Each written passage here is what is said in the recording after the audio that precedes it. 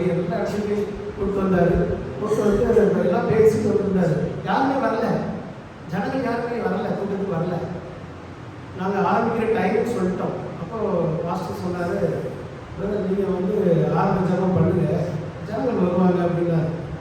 சரின்னு சொல்லிட்டு எனக்கு ரொம்ப பாரம். உடனே நான் என்ன பண்ணேன், அந்த காட்டுக்குள்ளே தானே நம்ம நடக்கணும், அதுக்கு பின்னால் போய் ரொம்ப கதறி அழுங்க, ஆண்டவரே ஜனங்கள்லாம் ரட்சிக்கப்படணும், எப்படிப்பா ஒருத்தரும் வராமல் இருந்தால் எப்படி அப்படின்னு சொல்லி ரொம்ப அந்த மேடைக்கு பின்னால் போய் கதறி முட்டு போட்டு அழுது ஜெபம் பண்ணிட்டு இருந்தேன்.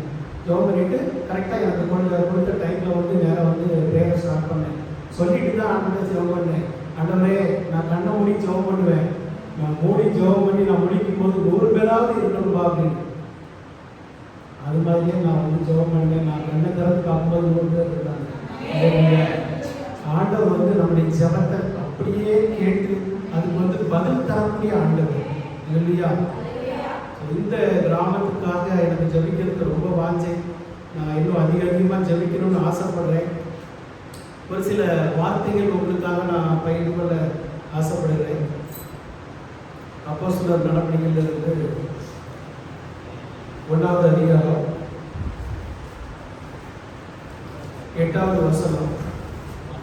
பரிசுத்த ஆவி உங்களிடத்தில் வரும்போது நீங்கள் பலன் அடைந்து எருசலேமிலும் யூதேயா முழுவதிலும் சமாரியாவிலும் பூமியின் கடைசி பரியந்தமும் எனக்கு சாட்சிகளாக இருப்பீர்கள் என்றார்.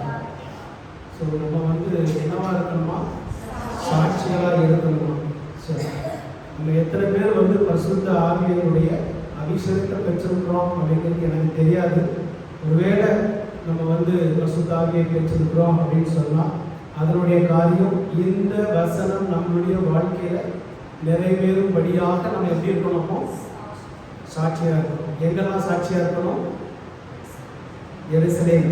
எருசலேம் என்பது தேவனுடைய ஆலயம் இருக்கக்கூடிய இடம். எங்க? இந்த பிராமண மங்கலத்தில் இருக்கக்கூடிய இந்த ஆலயத்தின் பிள்ளைகளோடு நம்ம எப்படியா இருக்கணும்? சாட்சியாக இருக்கணும். சகோதர சகோதரிகளோடு எப்படி இருக்கணும்? ஒரு சாட்சியாக இருக்கணும். கிறிஸ்துவ சாட்சியாக இருக்கணும். அந்த சாட்சியை நம்ம வந்து காத்துக்கொள்ளணும். அடுத்தது யூதேயா முழுவதிலும் எப்படி இருக்கணும்? நம்ம வந்து சாட்சியாக இருக்கணும். சமாரியா முதல்ல யூதேயா தான். யூதேயா அப்படிங்கிறது வந்து என்ன அப்படின்னு கேட்டால் நம்மளுடைய குடும்பமும் நம்மளுடைய ரிலேஷன்ஸ் இருக்காங்க இல்லையா, அதுதான் வந்து யூதேயா. அந்த குடும்பத்தில் நம்மளுடைய வீட்டில் கணவனுக்கும் மனைவிக்கும் இடையில ஒரு சாட்சி இருக்கணும். பிள்ளைகளுக்கும் தாய் தகப்பனுக்கும் இடையில ஒரு சாட்சி இருக்கணும். அதே போல நம்முடைய சொந்த பந்தங்கள் நமக்கு சாட்சி சொல்லணும். இவர்கள் கிறிஸ்துவர்கள், இவர்களோடு கிறிஸ்து ஜீவிக்கிறான்னு சொல்லி சாட்சி இருக்கணும். அந்த சாட்சியை நம்ம காத்துக்கொள்ளணும். நம்ம போய் வீடு வீடா போய் இயேசு நல்லவர்னு சொல்றதை காட்டிலும் இயேசு நல்லவர் என்பதை நம்ம வாழ்ந்து காட்டும் பொழுது அது என்ன ஆகுது? மற்றவங்களுக்கு வந்து கிறிஸ்து வெளிப்படக்கூடியவராக இருக்கிறார். நம்ம மூலம், நம்முடைய குடும்பம் மூலமாக, நம்முடைய பிள்ளைகள் மூலமாக, நம்முடைய கணவன் மூலமாக, நம்முடைய மனைவி மூலமாக எப்படி வெளிப்படுறாரு? ஆண்டவர் சாட்சியாய் நம்ம இருக்கக்கூடிய கிறிஸ்து நமக்குள்ள இருப்பாரானால் அவருடைய சாயலாய் நம்ம என்ன பண்ணப்பட்டிருக்கோம்? மாற்றப்பட்டிருக்கிறோம். அதுதான் புது ஆவியை அவர் தந்திருக்கிறாரு. புது மனுஷனா நம்மளை உருவாக்கி இருக்கிறாரு. அப்ப நம்ம சாட்சியா வந்து இருக்கணும். கோவப்படுறது, அதாவது இயேசுக்கு சம்பந்தம் இல்லாத காரியங்கள் நம்ம கிட்ட வெளிப்படுது. ஒருவேளை வேலைக்கு போறோம், விவசாயம் பண்றோம், நமக்கு தண்ணி பாய்க்க வேண்டியது தான். ஆனா இன்னொருத்தர் தண்ணி பாய்க்கிறாங்க, நமக்கு வர வேண்டியதை தரல, அதுக்காக அவங்க சண்டை பிடிக்கிறது. அப்ப அந்த இடத்துல என்ன போயிருக்கு? சாட்சி கட்டு போயிடும். உனக்கு அன்பு இருந்துச்சுன்னு சொன்னா பிரதர் இன்னும் கொஞ்ச நேரம் கூட உங்களுக்கு முடிச்சுட்டு எனக்கு சொல்லுங்க சொல்லும்போது தான் அதுல தான் கிறிஸ்துவின் அன்பு வெளிப்படும். ஸோ அப்போ நம்முடைய குடும்பங்களுக்கு மத்தியிலையும் பிள்ளைகளுக்கு மத்தியிலையும் நம்மளுடைய ரிலேஷன்ஸ் மத்தியிலையும் எப்படி இருக்கிறோம்? அடுத்து இங்க சமாரியாவில். சமாரியா என்பது வந்து புறஜாதி மக்கள். சமாரியா தெரியும் உங்களுக்கு எல்லாருக்கும். சமாரிய ஸ்திரியை பற்றி கேள்விப்பட்டிருப்போம். சமாரியர்கள் அப்படிங்கிறவங்க வந்து புறஜாதின்னு சொல்லுவாங்க. ஜாதிங்கிறது அதில் வந்து விஷயம் கிடையாது. புற ஜாதி அப்படிங்கிறது வந்து கிறிஸ்துவை அறியாத ஜனங்கள். அந்த அறியாத ஜனங்களோடு உங்களுடைய அன்பு எப்படி இருக்குது? நீங்கள் அவங்களை எப்படி நேசிக்கிறீங்க? அவங்கள பார்த்துட்டு இவங்க கிறிஸ்டின் இல்லை அப்படின்னு சொல்லி விலகி போகிறோமா? எப்படி இருக்கிறோம்? நம்மளுடைய அன்பு எப்படி, கிறிஸ்துவனுடைய அன்பு எப்படி இருக்குது அவங்களோட? அவங்களோட நம்முடைய உறவு எப்படி இருக்குது, அவங்ககிட்ட நம்ம சாட்சியாக இருக்கிறோமா? இதுதான் அது முக்கியம். சமாரியாங்கிறது நம்ம கிறிஸ்துவை அறியாத ஜனங்களோடு நம்முடைய சாட்சி எப்படி இருக்குது. அடுத்து பூமியினுடைய கடைசி பரியந்தம் இந்த ஊர், இந்த டிஸ்ட்ரிக்ட்டு, இந்த ஸ்டேட்டு, இந்த கண்ட்ரியில் நானும் என் பிள்ளைகளும் என் குடும்பமும் எப்படி இருக்கிறோம்? சரியா? நம்ம போகிற இடங்கள்ல, ஸ்கூலுக்கு போகிற இடத்துல, காலேஜுக்கு போகிற இடத்துல, வேலை ஸ்தலத்தில் போகிற இடத்துல, எல்லா இடத்துலையும் நம்ம எப்படி இருக்கிறோம்? நம்மளை பார்த்து என்ன சொல்கிறாங்க? ஸோ எங்களுக்கு தெரியும், ஐயா வந்து எங்கள் ஆஃபீஸில் வேலை பார்த்தவர் தான், அவருடைய சாட்சி எங்களுக்கு தெரியும். அவர் சாட்சியான வாழ்க்கை வாழ்ந்து தான் அங்கே வந்திருக்கிறார், சும்மா வரல. இப்போ எனக்கு என்னை பற்றி அவருக்கு தெரியும், அங்கே எப்படி நம்ம வந்து சாட்சியாக இருக்கிறோம் அப்படின்னு. சகோதரருக்கு தெரியும், எதுவும் போய் சொல்லிட முடியாது. அங்கே பார்த்து பிரசனத்தில் இருந்து பேசுகிறோம், ஈஸி கிடையாது. அப்போது நம்முடைய சாட்சி எப்படி இருக்குது அப்படிங்கிறது ரொம்ப முக்கியமான ஒரு விஷயம். இந்த சாட்சி மற்றவர்கள் என்ன செய்யும்? ரட்சிப்புக்குள்ள கொடுத்துருவாங்க. இல்லையா? அதுதான் வந்து மிகப்பெரிய ஒரு சுவிசேஷம். அந்த சாட்சியானது நமக்கு மிகப்பெரிய ஒரு சுவிசேஷமாக இருக்குது. உங்களுக்காக நான் ஜெபிக்க ஆசைப்பட்டேன். ஐயா வந்து ஒரு சில வார்த்தைகள் பேசணும்னு சொன்னதுனால நான் பேசியிருக்கிறேன். தன்னுடைய நாமத்துக்கு ஸ்தோத்திரம். உங்களுக்காக நான் மீண்டுமாய் உங்களுக்கு ஜெபிக்கிறதுக்காக நான் ரொம்ப வாஞ்சவர்களாக இருக்கிறேன். எல்லாரும் ஜெபிக்கலாமா? என்னோடு சேர்ந்து என்னுடைய பாரம் நான் ரொம்ப கதறி அழுதுவேன். இந்த அளவுக்கு எனக்கு பாரம், இந்த ஊரை குறித்து ஒரு பாரம் மீண்டுமாய் ஆவியானவர் எனக்கு கொடுக்கிறார். ஹல்லேலூயா, ஹல்லேலூயா, ஹல்லேலூயா. ஸ்தோத்திரம், ஸ்தோத்திரம், ஸ்தோத்திரிக்கிறோம் ஆண்டவரே. அப்பா ஸ்தோத்திரம், தகப்பனே ஸ்தோத்திரம். கண்ணீரோடு விதைக்கிறவன் கம்பீரமாய் அறுப்பான் என்று சொன்னீரேன். தகப்பனே, இந்த இடத்தில் ஆண்டவரே, நீர் ஆண்டவரே கம்பீரமாய் நீர் அறுவடை செய்திருக்கிறீர். நாங்கள் நன்றி செலுத்துகிறோம் ஆண்டவரே. நன்றி ஆண்டவரே. இத்தனை ஜனங்களை ஆண்டவரே காண ஆண்டவரே கண்கள் ஆண்டவரே நீர் தந்ததற்காக நன்றி அப்பா. நான் நினைத்து கூட பார்க்கலப்பா. தகப்பனே அப்பா, அந்த நாட்களில் செய்த எல்லா நன்மைக்காக நான் நன்றி செலுத்துகிறேன்ப்பா. இந்த இடத்துல வந்து உண்மை ஆராதிக்க, உண்மை தொழுது கொள்ள தகப்பனே எவ்வளவு இருக்கு, எவ்வளவு பாக்கியம். எத்தனையோ பேர் கிடைக்கல ஆண்டவரே. அப்பா, என் கூட சேர்ந்தவங்க எத்தனையோ பேர் இருந்திருக்கலாம். ஆனால் எல்லாருக்கும் கிடைக்காத சாகியத்தையும் பாக்கியத்தையும் நீர் எனக்கும் தந்து ஆண்டவரே. அப்பா ஸ்தோத்திர அருமையான சகோதரனுக்கு தந்து இந்த இடத்துல ஆண்டவரே ஜனங்களை காண செய்தீர். நாங்கள் நன்றி செலுத்துகிறோம் ஆண்டவரே. நன்றி ஆண்டவரே. இந்த இடத்தில் ஆண்டவரே இன்னும் ஆண்டவரே அநேக ஜனங்கள் கிறிஸ்துவை அறியாத ஜனங்கள் உண்டு.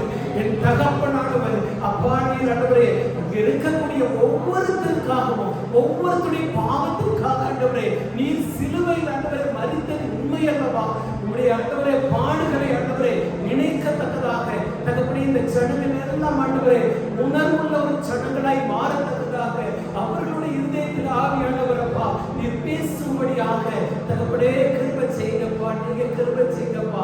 ஒவ்வொரு ஜனங்களும் இந்த இடத்துல வந்து ஆராதிக்கத்தக்கதாக ஒரு ஆத்மாக்கள் போகுது உமக்கு சித்தம் இல்லவே தகப்பனே அப்பா. ஒருத்தர் கூட ஆண்டவரே இந்த இடத்துல விட்டு விடாதபடிக்கு இயேசுவினுடைய வருகையில ஒவ்வொருத்தரும் காணப்படத்தக்கதாக உங்களுடைய பாவங்கள் எல்லாம் சிலுவையிலே எல்லாம் முடிந்தது என்று சொன்னவர் தகப்பனே அப்பா ஸ்தோத்திரம். நீங்க சொன்ன வார்த்தையின்படி பாவத்தை மறைக்கிறவன் வாழ்வடைய மாட்டான். அதை அறிக்கை செய்து விட்டு விடுகிறோனோ இரக்கம் பெறுவான் என்று சொன்னபடி தகப்பனே உங்களுடைய கிருபையானது ஆண்டவரே அளவில்லாத உங்களுடைய கிருபையானது இந்த ஊருக்கு கடந்து வரும்படியாக இங்க இருக்கிற மீதியான ஜனங்களுக்கு கடந்து வரும்படியாக ஒவ்வொரு குடும்பத்திலும் ஆவியானவர் அப்பா நீர் அசைவாடும்படியாக உங்களுடைய தேவ தூதர்களை நீர் இறக்கும்படியாக அப்பா ஸ்தோத்திரம்.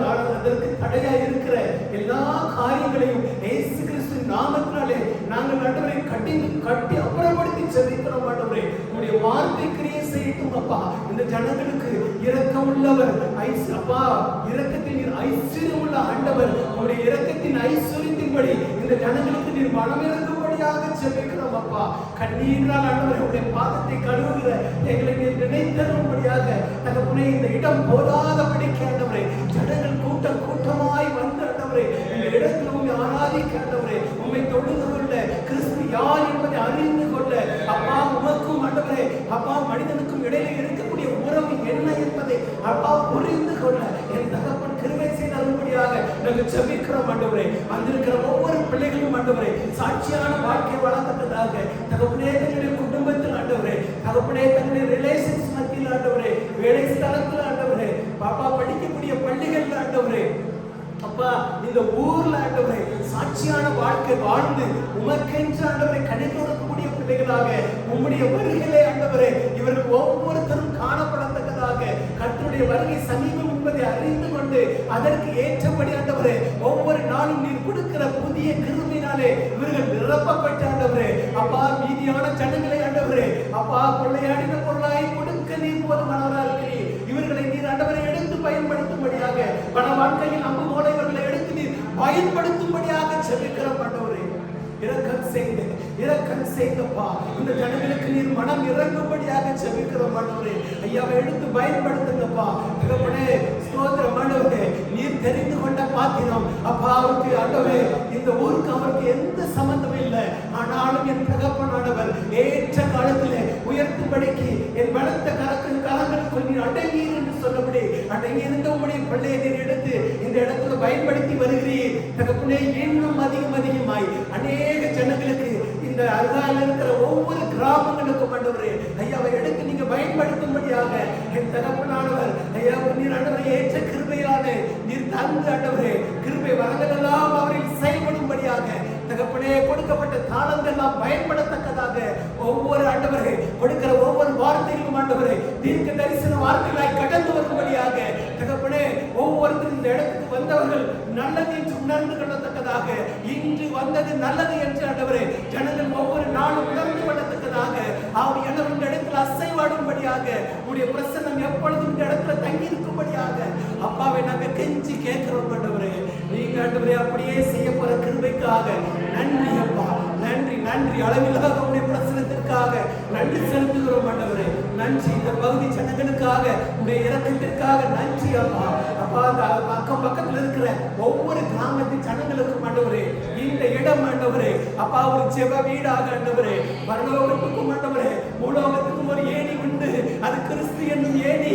அது இந்த இடத்துல இருந்து ஆண்டவரே அப்பா தேவதூதர்கள் இறங்குவதையும் ஏறுவதையும் ஆண்டவரே இந்த ஜனங்கள் எல்லாம் காணத்தக்கதாக அப்பா ரட்சிப்பு ஆண்டவரே இந்த இடத்துல அளவில்லாமல் ஆண்டவரை ஜனங்களுக்கு கடந்து வரும்படியாக இரக்கத்தில் ஐஸ்வர்யமுள்ள ஆண்டவர் ஒவ்வொருத்தருக்கும் நீர் அப்படியே மனம் இறங்கி தகப்பனே உடைய நாமத்தை நீங்க மகிமைப்படுத்தும்படியாக ஜெபிக்கிறோம். அடி எடுத்து தந்த ஆண்டவரை கிருபைக்காக நன்றி செலுத்துகிறோம் ஆண்டவரே. எல்லாவற்றும் உடைய திருக்கரங்களுக்குள்ள ஒப்பு கொடுக்கிறேன். நீங்களே பொறுப்படுத்திக் கொள்ளுங்க. துதி கன மகிமை எல்லாம் ஒருவருக்கு அச்சர் இயேசு கிறிஸ்து நாமத்தில் பிதாவே ஆமென்.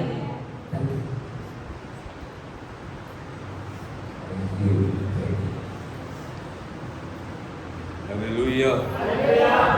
சந்தோஷமா இருக்கீங்களா? Hallelujah.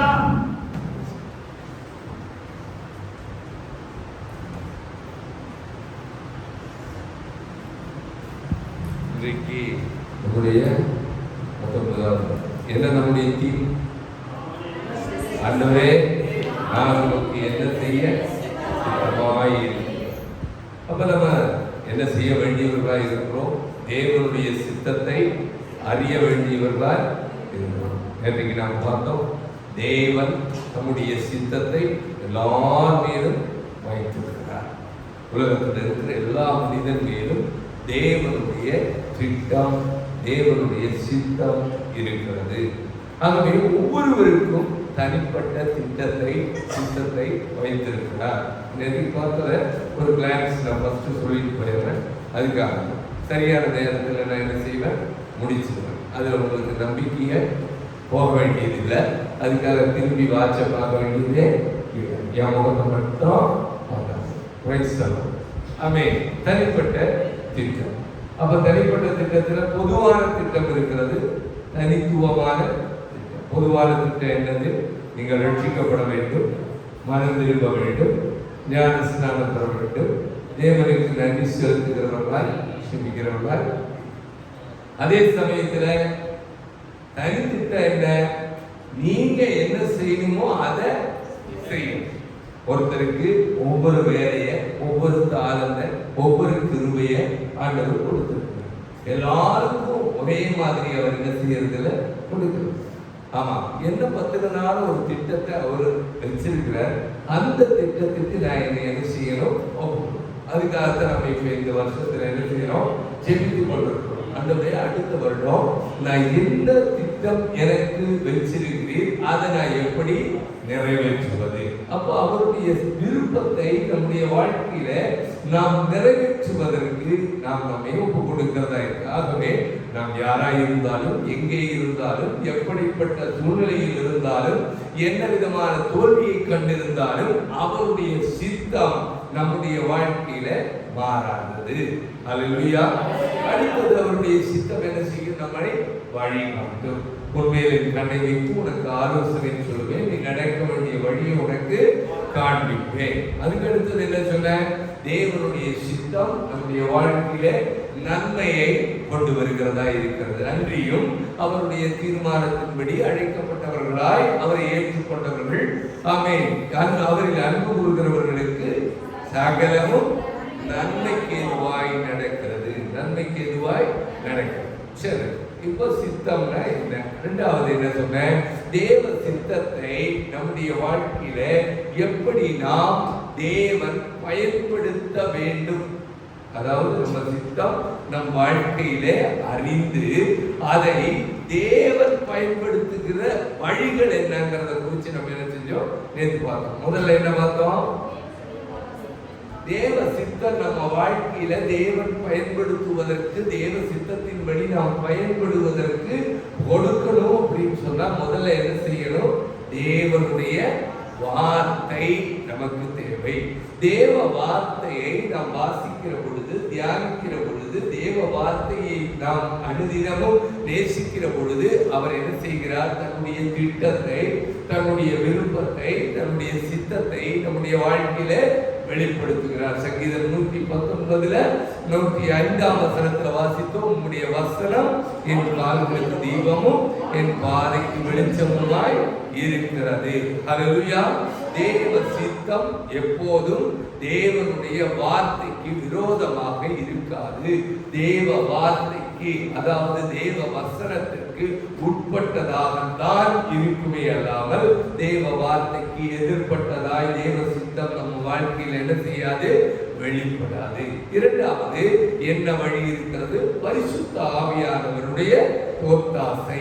ஆகவே யார் தேவனுடைய சித்தத்தை செய்வார்கள் என்றால், தேவனால் நடத்தப்படுகிறவர்களே தேவனுடைய சித்தத்தை செய்வார்கள். தேவனால் நடத்தப்படுகிறவர்கள் யார்? அவர்கள் மேலும் எவர்கள் தேவனுடைய ஆவியினாலே நடத்தப்படுகிறார்களோ அவர்கள் தேவனுடைய புத்திரராய் இருக்கிறார்கள். தேவனுடைய புத்திரர். அப்ப நாம யாரால நடத்தப்பட வேண்டும்? பரிசுத்த ஆவியினாலே நடத்தப்பட வேண்டும். எதனால நடத்தப்படும்? அப்ப பரிசுத்த ஆவியானவரால் நடத்தப்படுவதற்கு நமக்குள்ள என்ன இருக்கணும்? தேவனுடைய வசனம், தேவனுடைய வார்த்தை நமக்குள்ளே இருக்கும்போது பரிசுத்த ஆவியானவர் என்ன செய்வார்? நம்மை நடத்துகிறார். பரிசுத்த ஆவியானவர் நம்மை நடத்துகிறார் என்றால் மூன்றாவது என்ன வழி இருக்கிறது? ஜெபம். என்னது? ஜெபம். தேவனிடத்திலே நாம் ஜெபிக்கிறவர்களாய் இருக்க வேண்டும். இயேசு ஜெபிக்கிறவராய் இருந்தார். இயேசு என்னவாய் இருந்தார்? ஜெபிக்கிறவராய். அதிகாலமே எழுந்து நேரப்பட தேவன் சமூகத்திலே பிதாவை நோக்கி விண்ணப்பிக்கிறவராய் இருந்தார். தன்னுடைய கடைசி நிமிடத்திலும் தேவனிடத்திலே ஜெபிக்கிறவராய் இருந்தார். எதற்காக ஜெபித்தார்? நான் அவருடைய சித்தத்தை நிறைவேற்ற வேண்டும் என்பதை மாத்திரமே நோக்கமாய் கொண்டவராய் ஜெபித்தார். அவர் எங்கிருந்து வந்தார்? பரலோகத்தில் இருந்துதான் வந்தார். பிதாவின் மடியிலே செல்லப்பிள்ளையாய் இருந்தார். அவரோடு கூட இருந்த அவர் இந்த பூமிக்கு மனிதராய் வந்த போதும் தன்னுடைய வாழ்க்கையில தான் சுயமாய் ஒன்றையும் செய்யாமல் தேவ பிதாவின் சித்தத்திற்கு தன்னை என்ன செய்தார்? ஒப்பு கொடுத்தார். அவர் சொல்றார், நான் சுயமாய் ஒன்றும் பேசவில்லை, என் பிதா எனக்கு எதை சொல்கிறாரோ அதை செய்கிறேன். அல்லேலூயா. அப்போ இயேசுவானவரே தேவ சித்தத்தை அறிந்து, பிதாவின் சித்தத்தை அறிந்து செயல்படுகிறவராய் இருந்தார். அவர் நமக்கு ஒரு சரியான முன்மாதிரி. கெத்செமனே தோட்டத்திலே அவர் ஜெபிக்கிறார். தனக்கு முன்பாக மிகப்பெரிய பாடுகள் இருக்கிறது. தான் அனுபவிக்க போகிறதான பாடுகளை காட்டிலும் ஒரு மிகப்பெரிய வேதனை அவரை வாட்டிக் கொண்டிருக்கிறது. என்ன இந்த வேதனை? கல்வாரியிலே அவர் அடிக்கப்படுகிறதான காயங்கள் அல்ல, துப்பப்படுகிறது அல்ல, நிந்திக்கப்படுகிறது அல்ல, அவமானப்படுகிறது அல்ல. எல்லாவற்றை காட்டிலும் அவருக்கு ஒரு மிகப்பெரிய வேதனை இருந்தது. என்னவென்றால், பிதாவின் முகம் மறைக்கப்படுகிற அந்த தருணம் என்னை விட்டு நீங்கி விடுமே, நீங்கட்டுமே என்று அவர் ஜெபிக்கிறார். அல்லேலூயா. அவர் ஜெபிக்கிற ஜெபம் என்ன? கெத்செமனே தோட்டத்துல, ஆண்டவரே, இந்த பாத்திரம் என்னை விட்டு நீங்க கூடுமானால் நீங்கும்படி செய்யும், ஆகிலும் உம்முடைய சித்தத்தின்படியே ஆகும். தேவ சித்தம் என்ன என்பதை அவர் அறிந்திருந்தார். நான் இந்த ஜனத்துக்காக, இந்த பாவிகளுக்காக, பாவத்தில் வாழ்கிற மனுஷனுக்காக நான் மரிக்க வேண்டும், இரத்தம் சிந்த வேண்டும். என்னை அதற்காகத்தான் பிதா அனுப்பி இருக்கிறார். பிதாவின் சித்தம் அதுதான் என்பதை யார் அறிந்திருந்தார்? இயேசு அறிந்திருந்தார். ஆகிலும் அவருக்குள்ளே அவர் மனிதனாய் இருந்தார். இயேசு யாராயிருந்தார்? மனிதன். 100% மனிதனும் 100% தெய்வமுமாய் இருந்த அவர் மனிதனாய், மனிதன் படுகிற பாடுகள், மனிதன் படுகிற வேதனைகள், மனிதன் படுகிற கஷ்டங்கள், மனிதன் படுகிறதான சுபாவங்கள், வேதனையின் மத்தியிலே மனிதனுக்குள் வருகிறதான உணர்ச்சிகள், இவற்றையெல்லாம் வெளிப்படுத்துகிறார். ஆண்டவரே, இந்த பாத்திரம் என்னை விட்டு நீங்க கூடுமானால் நீங்கும்படி செய்யும். தேவத்திலே நம்முடைய விருப்பத்தை தேவனிடத்திலே தெரிவிப்பது அது சரிதான். ஆனாலும் அது நம்மை எங்கே கொண்டு இணைக்க வேண்டும்? தேவ சித்தத்தோடு இணைக்க வேண்டும். எதோடு இணைக்கணும்? தேவ சித்தத்தோடு. நம்முடைய ஜெபம் நிறைய நேரங்களில் நம்ம ஜெபிக்கிறோம், இது வேணும், அது வேணும், அப்படி இருக்கணும், இப்படி இருக்கணும். ஆனா அது தேவ சித்தத்தோடு இணைக்கப்படுகிற ஜெபமாக இருக்க வேண்டும். ஹல்லேலூயா. நாலாவதாக நான் என்ன சொல்றேன்? சூழ்நிலைகளின் மீது தேவனுடைய கரம் இருக்கும். சூழ்நிலைகளை ஆண்டவர் என்ன செய்கிறார்? ஒரு விசை திறக்கிறார், அல்லது இன்னொரு சூழ்நிலைக்கு வாசலை மூடுகிறார். ஆமென். நம்முடைய வாழ்க்கையில சில சூழ்நிலைகள் ஏன் எனக்கு இப்படி வந்தது, எதற்காக இந்த சோதனை, எதற்காக இந்த கஷ்டம்னு நம்ம நினைச்சிட்டு தேவ சமூகத்தில் ஜெபிக்கும் போது ஆண்டவர் சிலவற்றை அனுமதிக்கிறார், சிலதை தடை செய்கிறார். ஆமென். வேதவசனம் சொல்றது என்னன்னு? அவர் திறக்கிறதை ஒருவராலும் கூட்ட முடியாது, அவர் கூட்டினதை ஒருவராலும். ஹல்லேலூயா. உன் வாழ்க்கையிலே தேவன் சில கதவுகளை திறக்கிறார். ஆமென். எந்த கதவை திறக்க வேண்டுமோ அதை மட்டும்தான் திறப்பார். நம்ம பல கதவுகளை நினைக்கிறோம். எனக்கு இன்னைக்கு கார் இருந்தா நல்லா இருக்கும், இல்ல நம்மளே கூடினா கிடைக்கும், இல்ல எனக்கு இதெல்லாம் நினைச்சா நல்லா இருக்கும். அது நம்மளுக்கு எத்தனையோ வேண்டுதல்கள். நம்ம மனசுல விரும்புறது எல்லாம் நம்ம கடவுள்கிட்ட சொல்றோம். ஆனா ஆண்டவர் எந்த கதவை திறக்க அவர் சித்தம் வைச்சிருக்கிறாரோ அந்த கதவை அவர் என்ன செய்வாரு? ஹலோ, என்ன செய்வாரு? திறப்பார். ஆனா நம்ம கேட்கிறோம், இந்த கதவை மூடணும் இவங்களுக்கு அப்படின்னா மூடிடுவார். ஏன் மூடலன்னா, இத மூடலைன்னா இவன் கஷ்டத்துக்குள்ள போயிடுவான். அவனா இந்த கட்டடத்தை கட்டிட்டு இப்ப கொஞ்சம் இதெல்லாம் செய்யும் போது நான் என்ன செய்தேன், கூட இருக்கிறவங்களுக்கு நானும் இருக்கிற லோன் எல்லாம் போட்டு பார்த்துட்டேன். என்னெல்லாம் டெக்னிக் போட முடியுமா தெரியும். ஒரு லோன் எனக்கு சேங்ஷனே எல்லாத்தையும் சொல்றேன். வர்றாங்க, பாக்குறாங்க, ஆனா லோன் சேங்ஷன் ஆகுது. அப்பதான் நான் ஜோக் பண்ணேன், என்னன்னு, ஆண்டவர் நீ லோன்ல போனேன்னு சிக்கிரி தான் போகிறேன். அதனால உன் வாசல என்ன செய்யற? மூடுற. நீ உன் திட்டத்துல ஓடிட்டே இருக்க, அதனாலதான் உனக்கு அது கிடைக்கிறது இல்ல. நான் மூடி வச்சிருக்கிறேன், நீ திறக்கவே முடியாது. என்ன டெக்னிக் போட்டாலும் திறக்க முடியாது. ஆண்டவர் சில விஷயங்களை நம்ம வாழ்க்கையில மூடிட்டதுனால அல்லது அடைத்து வைத்து விட்டதுனால நம்ம ஆண்டவரை குறை சொல்லவே வேண்டியதில்லை. காரணம் என்னன்னா, அதுதான் தேவ சித்தம், தேவனுடைய சித்தம், தேவ விருப்பம். என் வாழ்க்கையில இது வேண்டாம். அல்லேலூயா. ஆமென். தேவ சித்தத்தை அறிய நாம் என்ன செய்ய வேண்டும்? ஒப்பு கொடுக்க வேண்டும். அதனால ஆண்டவர் நம்மளை தண்டிக்கிறாரு, அது தண்டனை நீ நினைக்க தேவையில்லை. அது என்னவாய் இருக்கிறது? உங்களுக்கு ரட்சிப்பாய், பாதுகாப்பாய் இருக்கிறது. அல்லேலூயா.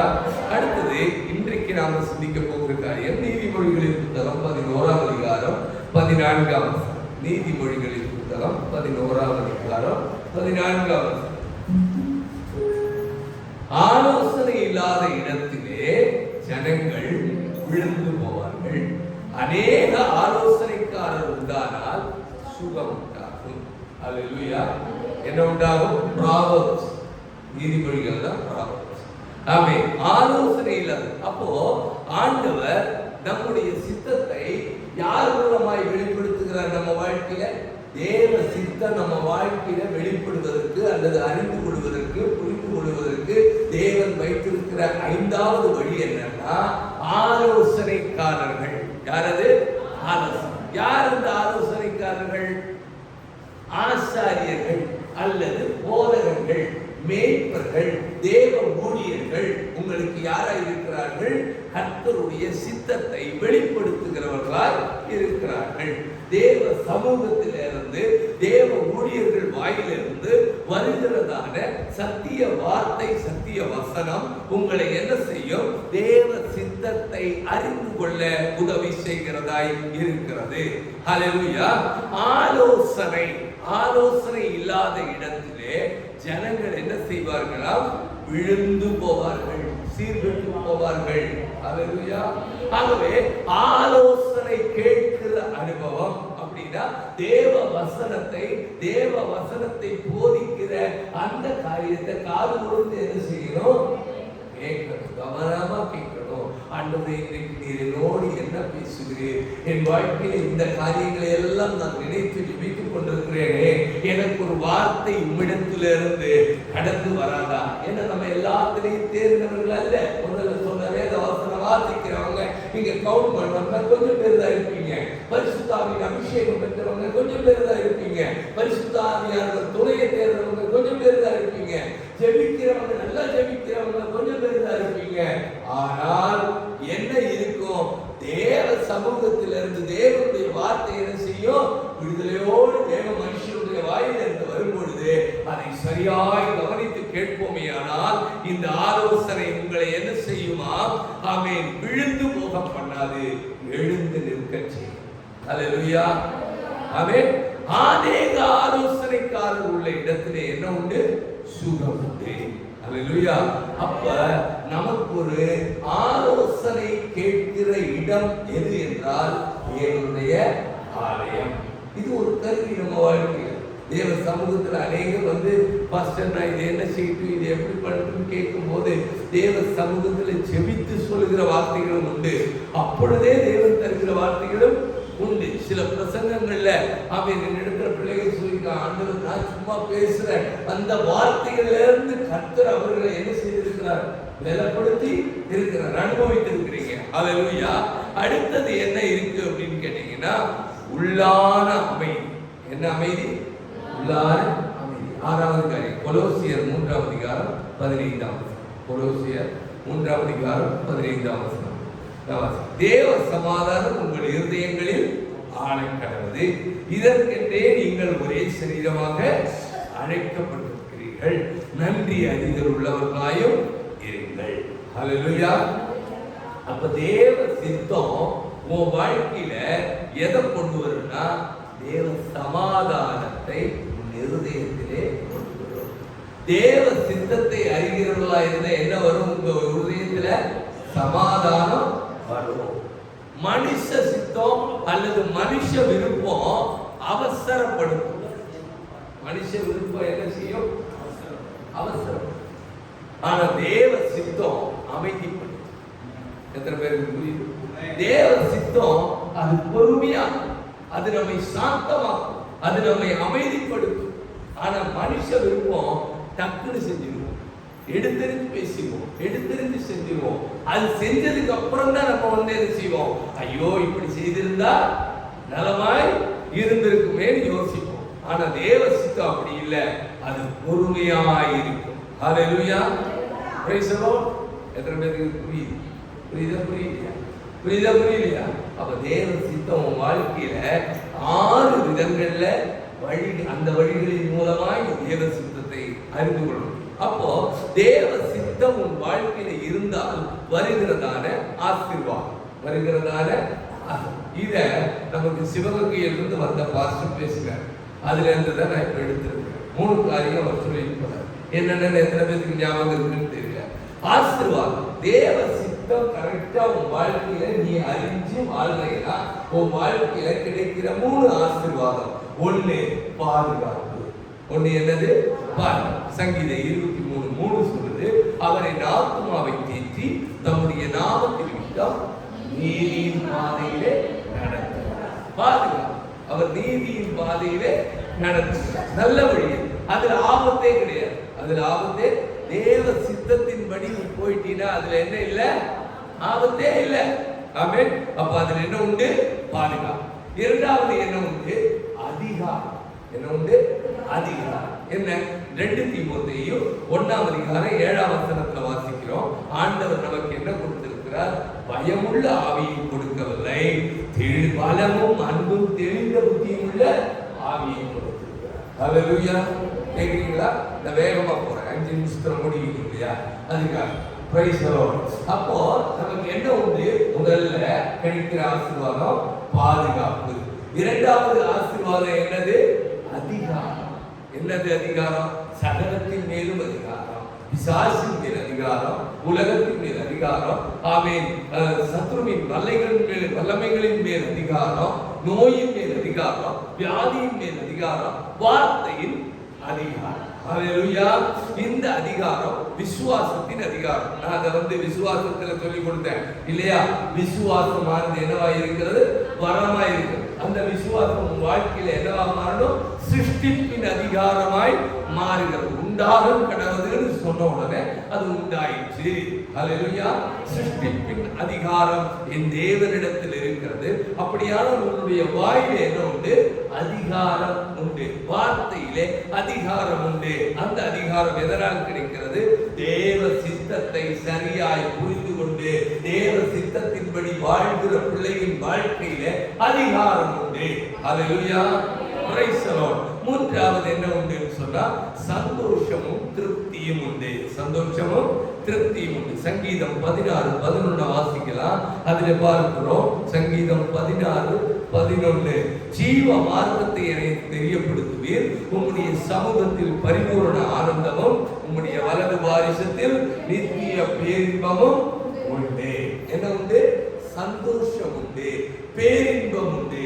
எங்கே? தேவனுடைய சமூகத்தில். தேவ சித்தத்தின்படி நாம் செய்கிற பொழுது நம்ம வாழ்க்கையில சந்தோஷம் உண்டு. நீங்க திருப்தி உள்ளவர்களாய் இருப்பீர்கள். ஹல்லேலூயா. சந்தோஷமா வேகமா சொல்லி முடிச்சிடுறேன்.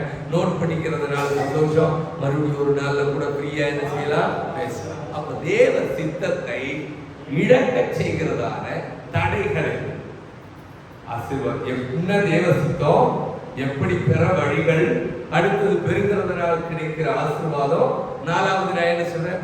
இழக்க வைக்கும் தடைகள். தேவ சித்தத்தை நான் பெற்றுக்கொண்டேன், ஆனா இதை இழந்து போகவும் தேவ விருப்பத்தை என் வாழ்க்கையில இருந்து நான் களைந்து போடவும் முடியும். அது எதனால எல்லாம் செய்ய முடியும்னா, முதல் காரியம் எபிரேயருக்கு எழுதின நிருபம் 3:15. எபிரேயர் 3:15. எபிரேயர் 3:15 நான் வாசிக்கவா? ஆமென். இன்று அவருடைய சத்தத்தை கேட்பீர்களாகில் கோபம் ஊட்டுதலில் நடந்தது போல உங்கள் இருதயங்களை கடினப்படுத்தாதீர்கள் என்று சொல்லி இருக்கிறதே. ஆமென். எடுத்துட்டீங்களா எல்லாரும்? எபிரேயர் 3:15 வாசிச்சீங்களா? இன்று அவருடைய சத்தத்தை கேட்பீர்களாகில் கோபம் மூட்டுதலில் நடந்தது போல உங்கள் இருதயங்களை கடினப்படுத்தாதீர்கள் என்று சொல்லி இருக்கிறதே. அடுத்த வார்த்தையை வாசிச்சோம்னா, கேட்டவர்களில் கோபம் மூட்டினவர்கள் யார்? மோசேயினால் எகிப்திலிருந்து புறப்பட்ட யாவரும் அப்படி செய்தவர்கள் அல்லவா? மேலும் அவர் 40 வருஷமாய் யாரை ஆலோசித்தார்? பாவம் செய்தவர்களே அல்லவா? அவருடைய சவங்கள் வனாந்தரத்தில். அப்போ தேவ சித்தத்தை நாம் களைந்து விடுவதற்கு அல்லது நாம் அதை இழந்து போவதற்கு எது காரணம் என்றால் பாவம் காரணமாய் இருக்கிறது. என்ன காரணம்? பாவம். என்ன அந்த பாவம்? நல்லா பாருங்க. சுய சித்தம். என்னது? சுய சித்தம். பாவம் முதல் காரியம் என்னது? சுய சித்தம். அதுதான் நம்ம இப்ப வாசிச்சோம். என்னது சுய சித்தம்? இஸ்ரவேல் ஜனங்களை ஆண்டவர் எங்க கொண்டு போகணும்னு விரும்பினாரு? எங்க? பாலும் தேனும் ஓடுகிற கானான் கூட்டிட்டு போகணும்னு நினைச்சது யாரு? கூட்டிட்டு போகணும்னு நினைச்சது யாரு? கர்த்தர். ஏற்படுத்துறது தான் மோசே. மோசேய ஒரு நபராக பயன்படுத்தினார், ரட்சகராக பயன்படுத்தினார். ஆனா விருப்பம் யாரு? விருப்பம்.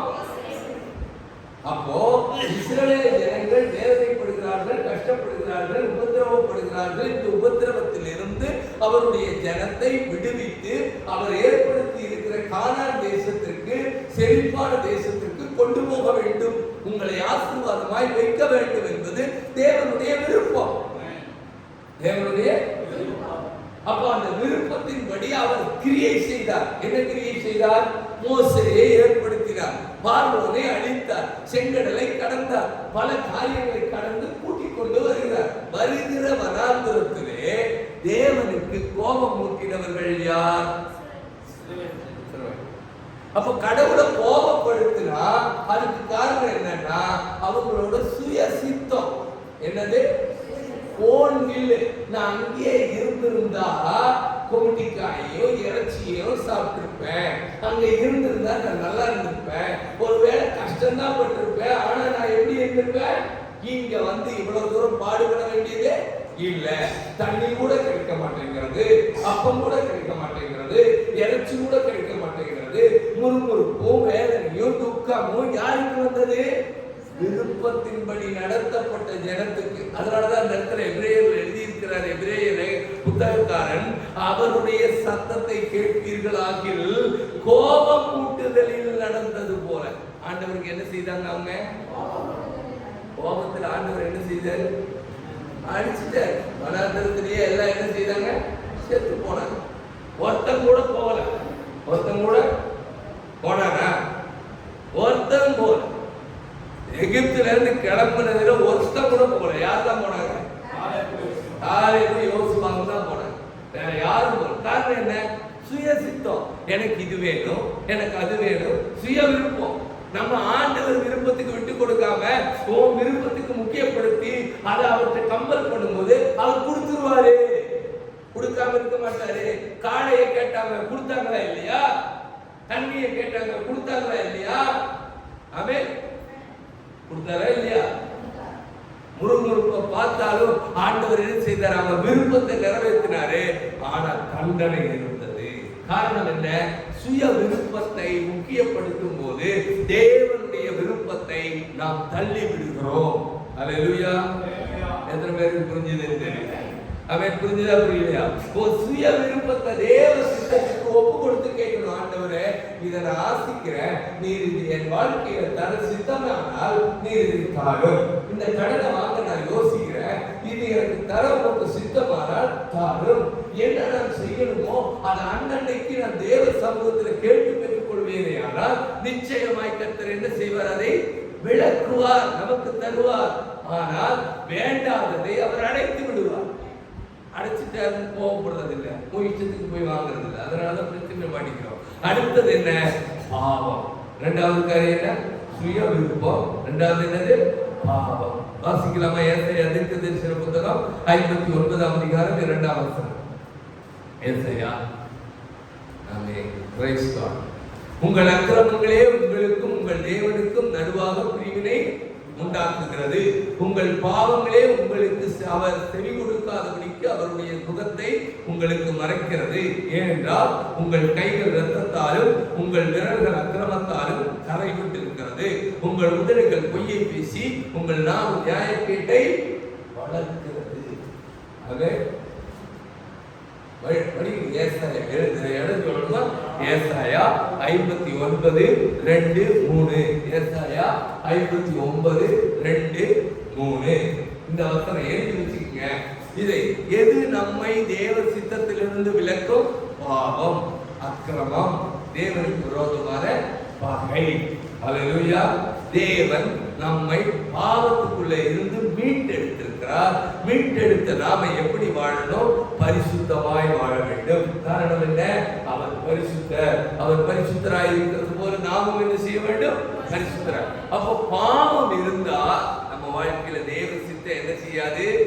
செயல்பட முடியாது. பாவத்தையும் வச்சுக்கிட்டு தேவனையும் ஆராய்ச்ச காரியமே இல்லை. அதனால பிரயோஜனமே இல்லை. அப்ப பாவத்தை வெறுக்கணும், தேவனை நேசிக்கணும். ஹல்லேலூயா.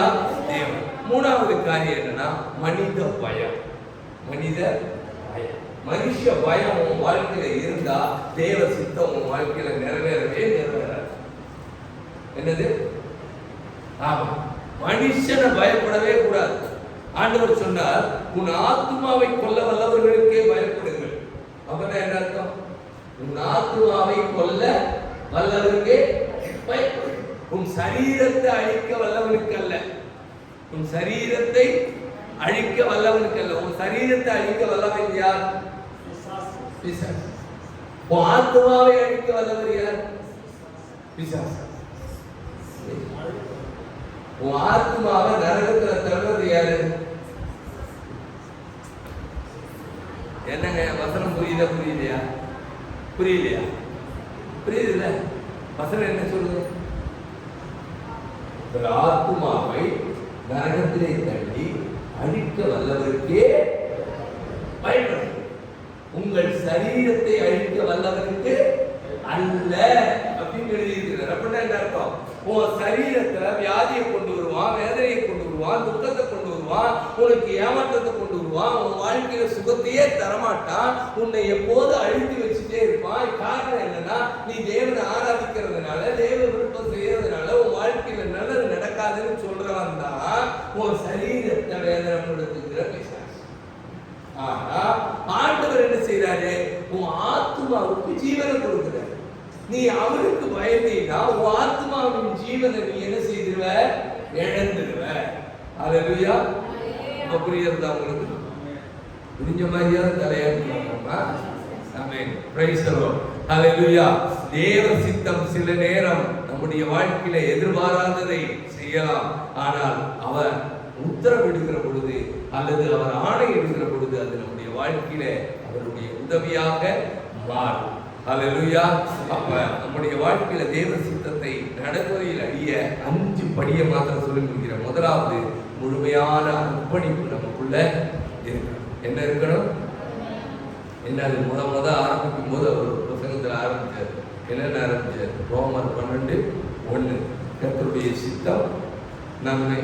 என்னத்தை அறியணும்? 12:1 வாசிக்கிறீங்களா? யாராவது எல்லாம் தூங்கிட்டீங்களோ? அப்புறம் ஊழியக்காரங்களே தூங்கிட்டு மாதிரி கொஞ்சம் உதவி பண்ணுவீங்கன்னு நினைச்சேன். நானே வாசிச்சுட்டு இருக்கிறேன்.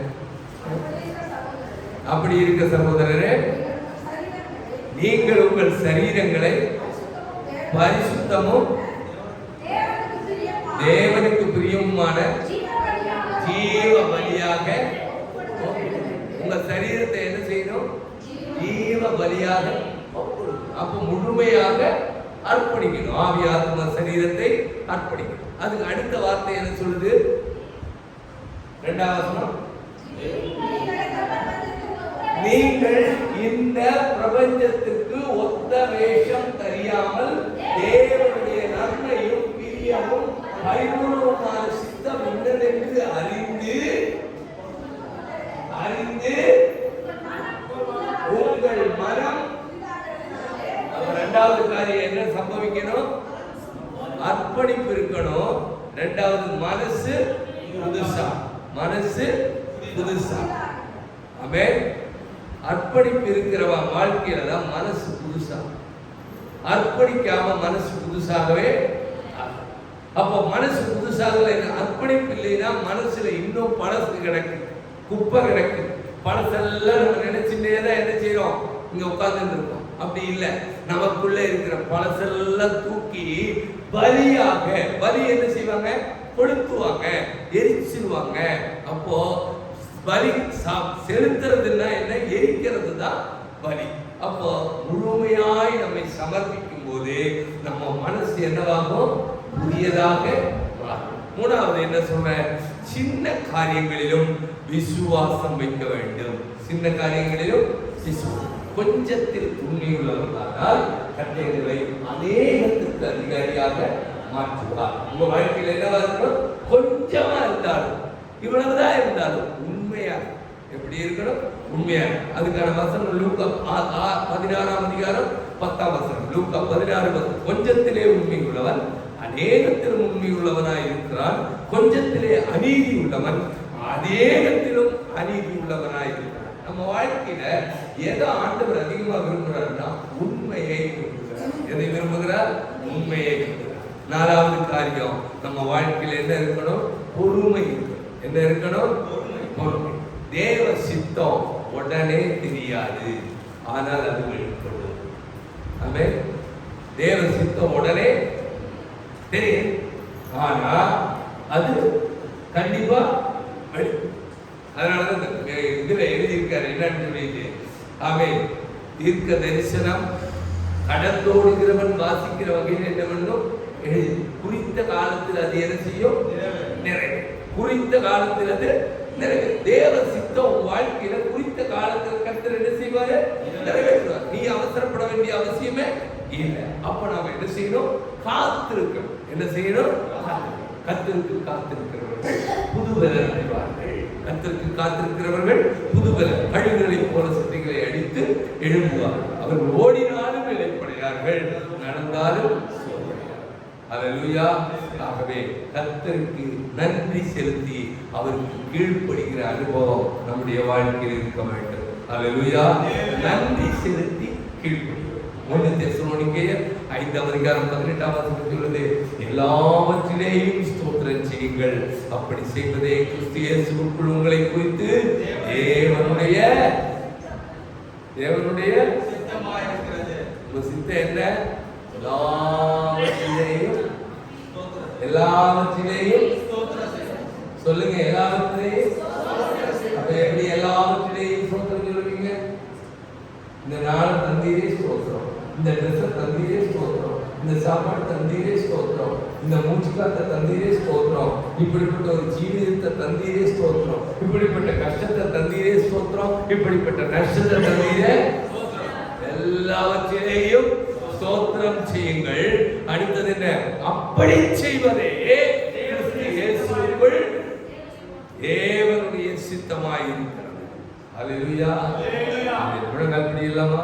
தேவன் நம்மை குழப்புவதற்காக அல்ல, வழி நடத்துவதற்காகவே அவர் தம்முடைய சித்தத்தை வைத்திருக்கிறார்.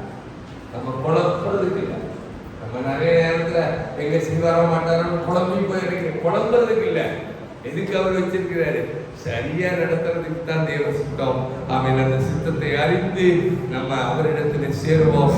என் ஆடுகளின் சத்தத்தை அறியும். என் ஆடுகளின் சத்தத்தை, அவருடைய ஆடுகளாய் இருந்தால் நிச்சயமா என்ன செய்வீர்கள்? அவருடைய சத்தத்தை அறிவீர்கள். முழங்கால்படி எல்லாம் எல்லாருமா ஒரு நிமிஷம் எல்லாரும் முழங்கால்படி எல்லாம். கர்த்தாவே, என் சித்தம் அல்ல, உம்முடைய சித்தம் என் வாழ்க்கையிலே வெளிப்படுவதா? எத்தனை பேர் சொல்றீங்க? என்னுடைய குடும்பம், என்னுடைய வேலை ஸ்தலம், என்னுடைய வாழ்க்கையின் ஒவ்வொரு பகுதியிலும், என் ஊழியத்தில் ஆமென் சகல காரியங்களில உடைய பூரணமான சித்தம் காணும்படி எங்களை நடத்தும் ஆண்டவரே. எங்கள் மனதை, எங்கள் சிந்தனையை, எங்கள் விருப்பத்தை உடைய கிருபையால் இணைத்து ஆமென் ஒத்திசைத்து அதை நாங்கள் கற்றுக்கொள்ள கிருபையாக அமைதி, ஞானம், நடத்துதல் இவற்றை உடைய பரிசுத்த ஆவியானவரால் எங்களுக்கு கொடுத்து விடுவீராக. என் சித்தம் அல்ல ஆண்டவரே, உம்முடைய சித்தமே என் வாழ்க்கையிலே நிலை பெறுவதற்கு எங்களை சமர்ப்பிக்கிறோம். அதற்கு நீர் எங்களை உற்சாகப்படுத்துகிறார். தேவ கருத்திலே கொடுக்கலாமா? எல்லாரும் அல்லேலூயா. Price the Lord. என் சித்தம் அல்ல, உம் சித்தம் நாதம், உம் கரத்தில் என்னை தருகிறேன், உம் கரத்தில் என்னை படைக்கிறேன், உம் பாதத்தில் என்னை தருகிறேன், உம் கரத்தில் என்னை படைக்கிறேன், உம் பாதத்தில்